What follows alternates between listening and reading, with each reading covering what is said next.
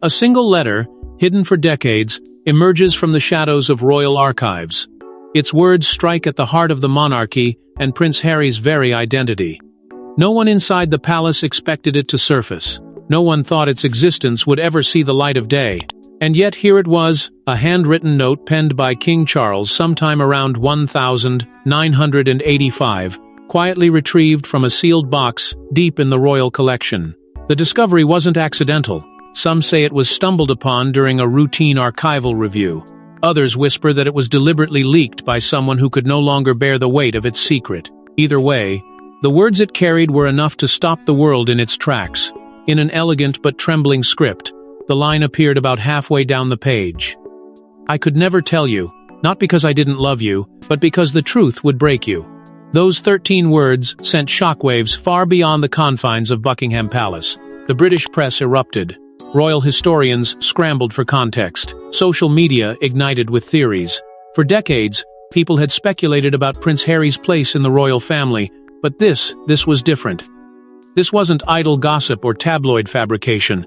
This was Charles's own hand, admitting, however obliquely, to a devastating truth. And if it wasn't meant for Harry's eyes, then for whom? That question would only deepen the sense of unease swirling around the royal family. Within hours, journalists were stationed outside the gates, cameras flashing, commentators pontificating. Words like illegitimacy, betrayal, and cover-up were already being splashed across headlines. Inside the palace, however, the atmosphere was not merely tense, it was suffocating. Staff were called into emergency meetings. Legal teams began drafting statements, though none were released. One royal aide, speaking under condition of anonymity, described the mood simply, panic. And who could blame them? After all, the idea that Prince Harry's mother might not have been Diana, that his very identity had been a carefully protected secret, threatened to unravel not just his world, but the entire royal narrative that had been crafted around him. The letter's authenticity was quickly confirmed by experts. Its paper stock, its ink, even its distinctive folds, matched the period exactly.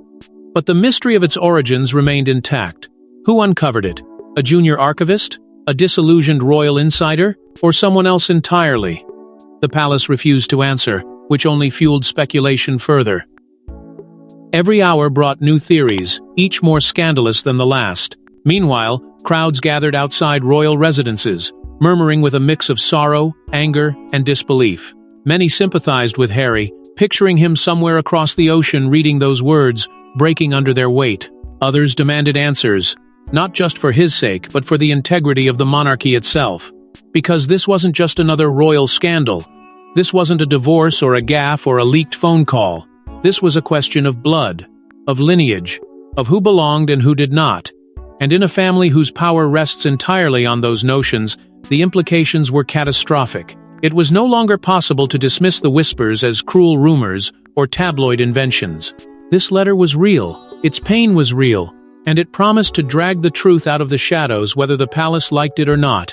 But to truly understand the letter's devastating implications, we must revisit the chilling words themselves and ask, who is she? 6 words buried in ink shattered the illusion of a royal fairy tale and left historians gasping. He will never be hers. That single line, written decades ago, cracked open the foundations of a family whose very survival depended on the illusion of harmony and bloodline purity. It wasn't merely a phrase scribbled in frustration or carelessness.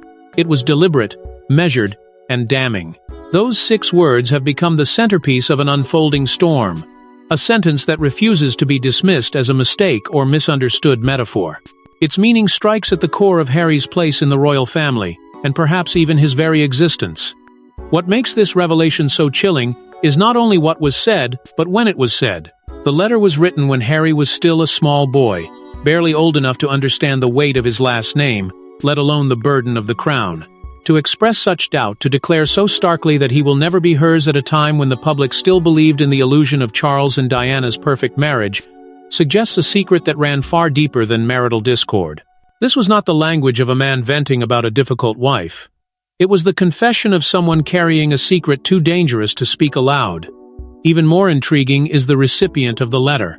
No name appeared on the page, but palace insiders suspect it was addressed to someone Charles trusted beyond all others, a figure who could hold his confidence without judgment. Some point to a trusted clergyman within the Church of England, a man bound by both faith and discretion. Others whisper it might have been a personal mentor or an elder statesman who guided Charles through his darker hours. Whoever it was, the choice to write instead of simply speaking suggests Charles wanted a record of his anguish, something permanent, even if it remained hidden. The timing of the letter only deepens its mystery. Written during the early, quiet cracks of Charles and Diana's marriage, long before the world saw them openly at odds, it reveals a rift that existed long before tabloids feasted on their dysfunction. Publicly, the couple was still smiling, waving, and presenting a united front to an adoring nation. But privately, as the ink dried on that paper, Charles's faith in his family was already fracturing.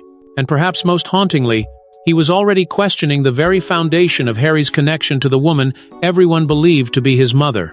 Historians who have examined the phrase agree almost unanimously. This was not a slip of the pen. It was intentional, calculated, and filled with meaning. Not an emotional outburst, but a quiet indictment, one that required decoding. They note how Charles, a man raised to weigh every word, would not have carelessly written something so loaded. And so they ask, if not Diana, then who? Who was meant to claim Harry but could not? Who was she, the woman haunting this sentence?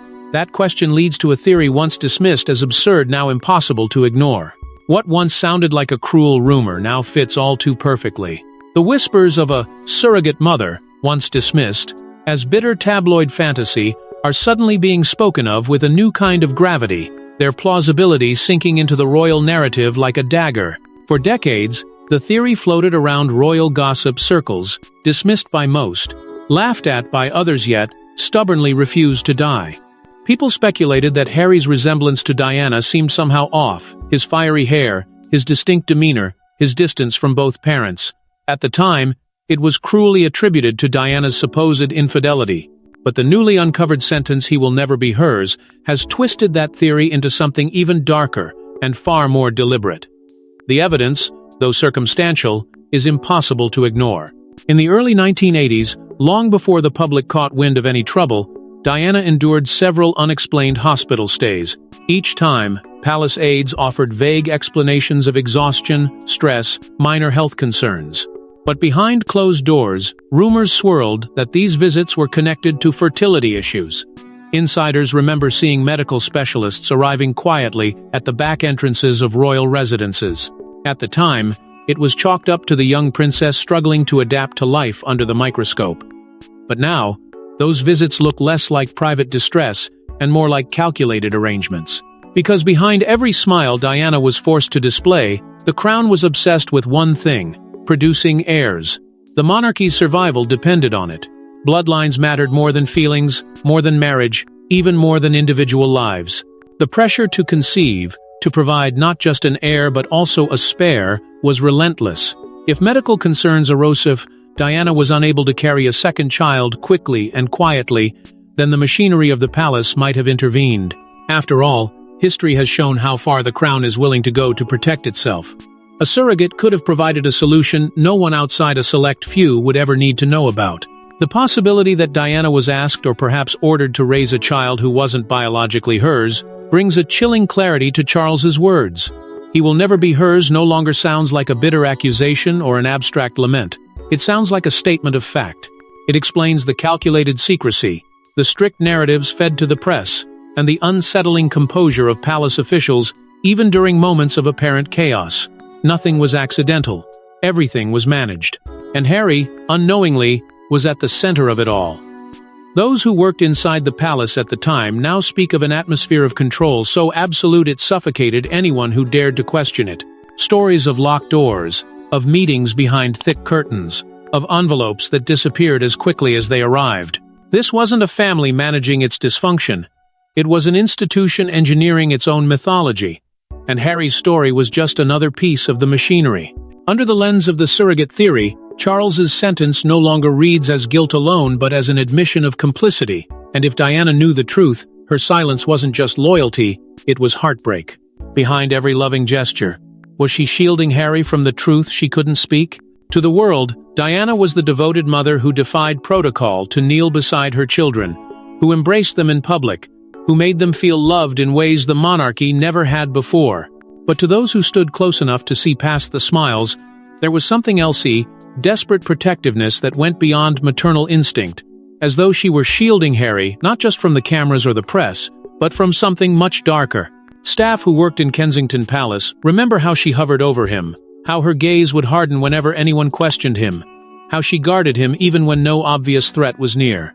Friends and confidants would later describe it not as overprotection but as silent fear, a quiet mission to preserve a boy who didn't yet understand what he was being spared from. In private letters, Diana poured her anguish onto paper. In one, she wrote, "I worry constantly about his future, about keeping him safe from them."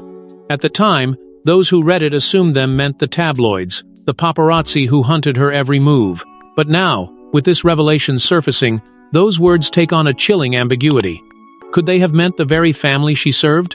Could she have known Harry was at risk of discovering a truth that would destroy him? Even in interviews, she would speak cryptically about protecting her sons from forces people would never understand.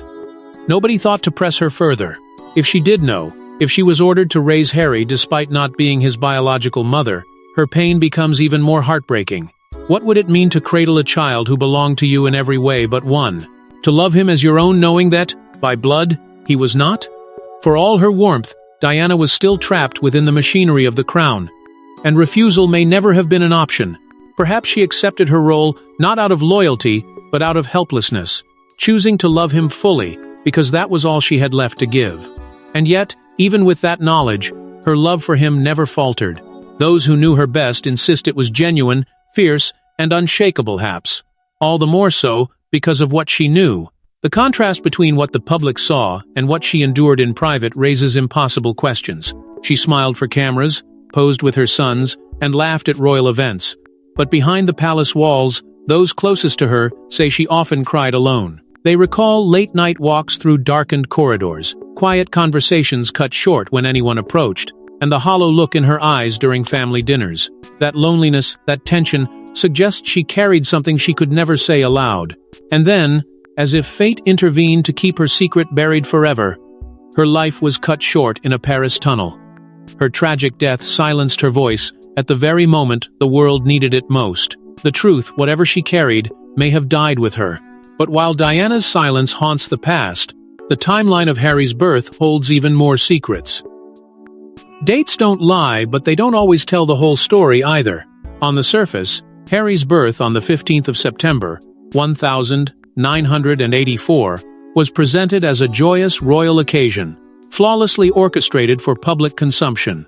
The photographs, the announcements, the carefully staged moments, all gave the impression of a family fulfilling its royal duty. But once the timeline is scrutinized more closely, cracks begin to appear that suggest this was not just a birth but a cover-up meticulously planned and executed to keep the truth sealed forever. Earlier that year, Diana vanished from the public eye for stretches of time, sparking speculation even then. The palace insisted these absences were nothing more than periods of rest for a young mother already overwhelmed by her duties. But insiders recall the unusual frequency of hospital visits, often late at night, sometimes without any official acknowledgement. On one occasion, she reportedly stayed under observation for several days, yet the press was told she was simply exhausted from public engagements. Those who worked within the walls of St. Mary's Hospital remembers unusual security measures surrounding her stays, more guards than normal, records kept under lock and key. In hindsight, the palace's vague explanations seem less like routine protection and more like calculated misdirection. Complicating the narrative further were persistent whispers about James Hewitt, the cavalry officer long rumored to be Harry's father. But even this theory collapses under the weight of the timeline. Hewitt himself has maintained that his relationship with Diana didn't begin until 1986, 2 years after Harry's birth. Those who clung to that story as proof of scandal overlooked the far more haunting possibility that the truth didn't lie in the father at all, but in the mother. Researchers digging through archives have also noted disturbing discrepancies in the official records from the period. Medical logs show entries redacted or entirely missing. Documents bearing dates that should have aligned with Diana's hospital stays appear to have been altered, replaced, or inexplicably delayed. One former palace archivist admitted anonymously, We were told sometimes to follow protocol, and sometimes to forget it even existed. The royal family's ability to rewrite history, to bend dates and destroy evidence when necessary, is no longer just a theory. It appears to be their most reliable weapon. And then there are the whispers about altered protocol orders that diverged sharply from standard royal procedure. Staff recall hastily convened meetings where instructions were delivered without explanation, and envelopes passed between hands without signatures or acknowledgement. This wasn't a family weathering the pressures of public life. It was an institution in damage control mode, manufacturing a narrative that could withstand even the closest scrutiny. All of it points to one inevitable conclusion. The palace may not just have hidden the truth, it may have actively rewritten it, line by line, until the real story disappeared behind a carefully constructed lie. And somewhere in that tangled web lies the question of DNA, the smallest clue with the biggest consequences. If the truth is in the blood, why was it buried so deep? In the early 2000s, whispers began to circulate about a secret test, a quiet attempt by Prince Harry to uncover what others had only dared to speculate. By then, he was no longer a boy but a man, struggling to reconcile the warmth he craved with the cold distance he felt from those around him. The rumor was that Harry, tormented by doubts that no public denial could silence, arranged for a private DNA test to finally settle the question of his lineage. But if such a test took place, its results never saw the light of day. According to palace insiders, a sealed envelope, bearing no name but marked with a royal crest, was delivered directly to Clarence House. What lay inside has never been revealed. Some claim the envelope still sits untouched in a locked drawer, its contents known only to a select few. Others insist it was destroyed before it could ever pose a threat to the monarchy. Either way, the fact that such a test might have been commissioned at all speaks volumes about the depth of Harry's own suspicions and his determination to face what no one else dared admit. There are those who believe the results were deliberately suppressed, not just to protect the monarchy, but to protect Harry himself. If the test confirmed what the letter had already implied, it would not only destroy the carefully curated image of the royal family, but also strip Harry of everything he thought he knew about himself. And if it disproved the rumors, it would still leave him haunted by the knowledge that his father doubted him enough to put such words to paper. The palace, after all, has never been known to prioritize emotional closure over institutional survival. Historians remain divided. Some see Charles's letter as a veiled confession, the tortured acknowledgement of a truth too heavy to carry openly. Others argue it was an act of emotional distancing, a way to justify his own coldness, to build a wall between himself and a son who reminded him of everything he wished to forget. As one former royal aide put it bluntly, the letter feels like guilt turned into ink. Whether that guilt sprang from love, fear, or shame remains one of the monarchy's best-guarded secrets. The DNA dilemma underscores how fragile royal lineage truly is, how a single strand of evidence could unravel centuries of tradition. If the test exists, and its results contradict the story the palace has told, it would do more than break Harry's heart. It would shake the very foundation of the crown. And yet, the truth remains hidden, locked away where no one can reach it, not even Harry. And while questions about Harry swirl, the man at the center of it all quietly bears his own burden. Beneath the crown and composure, a father's sorrow silently bleeds. For decades, King Charles maintained the image of duty incarnate. Steady, measured, unshakable, yet behind the ritual of monarchy, was a man visibly restrained when it came to his younger son. Those who have watched closely describe a relationship defined more by formality than warmth, by distance rather than intimacy. And in light of the haunting words he once wrote, "Not hers to begin with," many now believe that distance was not born of indifference, but of guilt. Palace aides have recounted countless moments that, at the time, seemed merely awkward. Charles standing stiffly beside Harry during ceremonies, offering a hand but rarely an embrace, speaking in polite tones that left rooms colder than they found them. When Harry stumbled in his youth, publicly or privately, Charles's reactions were neither rage nor comfort but a quiet withdrawal, as though he feared getting too close to the boy who may have embodied the monarchy's deepest secret. To the outside world, these moments were brushed off as a generational gap, an heir to the throne unable to connect to his more spirited son. But to those within the palace walls, the tension was unmistakable. Some who knew Charles intimately suspect that his choice of words in the letter reflected not accusation, but anguish. not hers to begin with, may have been less a condemnation of Diana and more a confession of his own quiet torment. Raising a son while knowing he bore the shadow of someone else's truth could have left Charles both protective and paralyzed, torn between affection and avoidance. Observers couldn't help but notice how differently he treated his two sons. William, the heir, received not only Charles's guidance but also his tenderness, private jokes, shared glances, and a visible camaraderie. With Harry, there was respect, certainly, but always a layer of reserve, as if the king could never allow himself to cross a line that might reveal too much of what he carried. This silence, this reluctance, now seems both protective and punishing. Protective in the sense that speaking the truth might have destroyed what fragile connection they did have. Punishing because it left Harry adrift in a sea of unanswered questions, feeling like an outsider in his own family. Those close to Charles say he is a man who lives by duty, a man whose heart beats quietly behind the roar of the crown. Yet duty does not erase grief, and the cost of that silence appears to have been written not only on Harry's face but in the hollowness of Charles's own eyes during moments when the cameras were not watching. Publicly a king, privately a father torn between love and loyalty to the monarchy, Charles has walked this tightrope alone for years, unwilling or unable to unburden himself. But Harry's pain didn't begin with Charles. It began with a boy who always felt out of place. Laughter in public, loneliness in private, a prince searching for answers. From the moment he could speak, Harry was labeled the Spare, a cruel moniker cloaked in royal tradition but loaded with something far darker. At first, he wore the title like armor, joking about it, even leaning into it with self-deprecating charm. But inside, the word echoed beyond hierarchy. It struck at the heart of who he was, or perhaps who he feared he wasn't. Teachers remembered a boy who raised questions no other child dared to ask. Where do I really come from? Why don't I fit? Friends recalled how his laughter was loud, but his silence is louder, his eyes drifting to the floor during moments of celebration, as though something inside him refused to join in. As he grew older, those questions only deepened. By the time he met Meghan, they were no longer just quiet doubts, but gaping wounds. She, too, saw through the mask he wore for the cameras.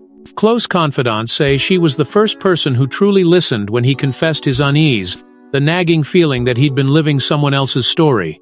Meghan reportedly encouraged him to dig deeper, to stop silencing the voice inside him that whispered that something about his life didn't add up. You have to know who you are to protect who we are, she is said to have told him, a sentiment that began to shift Harry's internal struggle into something more deliberate. Then came the memoirs, the interviews, the emotional revelations. Again and again, he spoke not just of rebellion but of estrangement, as though he'd been standing outside his own family all along. He described himself as a man exiled long before he ever left Britain, someone who grew up as both insider and outcast. Readers and listeners could hear in his words a growing disconnection, not just from the institution, but from the very narrative of his own life. What once sounded like resentment now sounds like recognition, a dawning awareness that perhaps he'd always sensed the truth long before he found evidence of it. The couple's insistence on uncovering the truth, then, isn't just about rebellion against the crown, it's about love. It's about building a legacy of honesty for their children, ensuring Archie and Lilibet never inherit the same weight of doubt that Harry carried for decades. Together, they have resolved to face whatever darkness lies ahead, rather than pass it silently down another generation. They've chosen to confront what the palace will not, to name what the monarchy has spent decades suppressing. And even now, as Buckingham Palace clings to silence, their determination only hardens. But that silence isn't ignorance, it's fear. Fear of what else might come to light. A monarchy built on bloodlines now shaken to its core. Within the gilded halls of Buckingham Palace, the weight of that reality presses heavier with every passing day. Legal teams are convening at all hours, their task not merely to protect a family, but to preserve the very idea of monarchy itself. Public relations operatives draft statements only to shred them moments later, fearful that any word spoken might trigger a new wave of revelations. Behind the scenes, a crisis team has been reactivated, the same one used during the fallout of Harry and Meghan's Oprah interview, now bracing for a far more devastating storm. They know that this is no longer about controlling the narrative. This is about containing a collapse. For the real fear isn't just the letter already revealed, it's the possibility that more exists. Whispers inside palace walls speak of additional documents, perhaps other letters written to Diana, to William, maybe even directly to Harry himself, that could unearth truths far darker than anyone has yet imagined. And if even one of them comes to light, the monarchy would face questions not just of morality, but of legitimacy. Every title, every inheritance, every privilege under royal law would hang in the balance. Already, constitutional scholars are beginning to debate what would happen if Harry's lineage were formally challenged. The crown's power has always rested on its unbroken bloodline, and now that very lifeblood appears tainted. But the silence of Prince William looms even larger. Once seen as the stoic heir, his refusal to speak to acknowledge his brother's pain or confront the letter's implications is now viewed by many as quiet betrayal. Did he know? Did Charles confide in him? Those closest to the family suggest there were long, hushed conversations between father and son after Harry began rebelling, talks that left William more guarded and colder than before. If he knew and chose silence, it wasn't just loyalty to the crown. It was a betrayal of the bond between brothers, one that may never be repaired. And then there's Queen Elizabeth, who for decades was the keeper of every royal secret. Her final private meeting with Harry, once remembered as warm and forgiving, is now being reinterpreted in light of the letter. Was it not just a farewell but a veiled confession? Did she too carry the knowledge of what he was never meant to know? Perhaps her death was not simply the end of an era but the final lock clicking shut on a vault of truths too dangerous to speak. All of it comes back to Charles's haunting line, "I raised you in my shadow, but not in my truth. I hope one day you forgive me." Those words now echo through every royal corridor, heavier than any crown. As Harry stands between crown and truth, the choice is his. Stay silent and protect the monarchy, or speak and reclaim his story. Thanks for watching. Don't forget to like and subscribe, and we will see you in the next one.